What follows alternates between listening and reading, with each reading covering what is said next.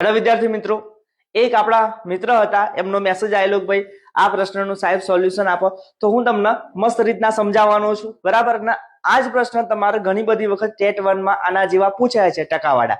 તો એકવાર તમે આ વિડીયો આરામથી જોઈ લેજો, તમને કમ્પ્લીટલી આવડી જશે. તો અહીંયા શું છે કે ભાઈ 720 ના 62 1/2 ટકા કેટલા થાય, બરાબર? અહીંયા આપણે ટકા શોધવાના છે, પણ આ જે સંખ્યા આપી છે મિશ્ર અપૂર્ણાંકમાં આપી છે. કેવા અપૂર્ણાંકમાં આપી છે? મિશ્ર અપૂર્ણાંકમાં. તો આપણે પહેલા આને સાદા અપૂર્ણાંકમાં ફેરવીશું, તો એ પણ હું તમને શીખવાડી દઉં. તો આ જે છેદ હોય એ આપણે છેદનો છેદ રાખવાનો છે, બરાબર?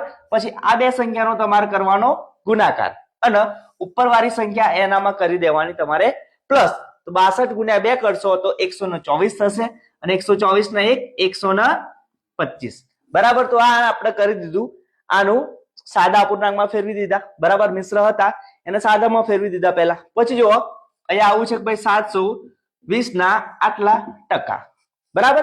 તો હવે અહીંયા તમે જોજો, જ્યારે 720 છે, બરાબર, અને વચ્ચે ગાડી ના હોય, નો હોય, નું હોય, તો તમારે મૂકી દેવાના છે ગુણા. શું મૂકી દેવાના છે?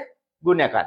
અને 125 ભાગ્યા 2, આ જે ટકા છે એ ટકાને આપણે જ્યારે દૂર કરીએ તો 100 વડે ભાગી નાખવાના. શું કરવાનું? 100 વડે ભાગી નાખો. તો આ જે ટકા છે એને આપણે દૂર કરી દીધા, તો નીચે 100 વડે આપણે એને ભાગી દીધા, એટલે 100 આપણે નીચે લખ્યા, બરાબર? અને જો ટકા શોધવાના હોય તો 100 ના વડે તમે એનો ગુણાકાર કરી દો, બરાબર?